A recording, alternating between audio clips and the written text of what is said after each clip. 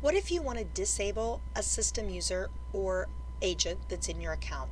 Go up here to Administration, click System Users. Once you see all of your users here, click on who you want to disable. Go here, and all you have to do is click User Account Disabled.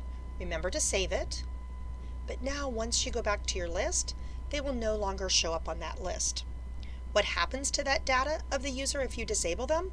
Nothing actually happens to it. Everything that's associated with that user remains the same, but they will no longer be able to log in.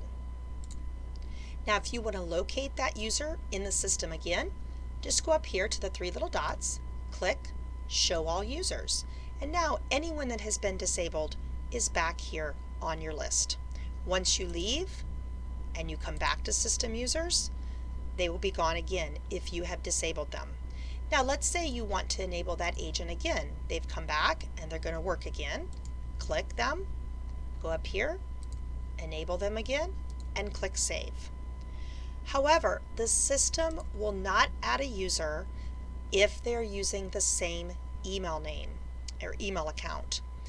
So that scenario would be that if you have a new person that you're trying to add, and you're trying to use the same email, such as lisa@wildernesstravel.com, perhaps was used for Lisa Smith years ago, and now you'd like to use the same address for a new agent, Lisa Jones.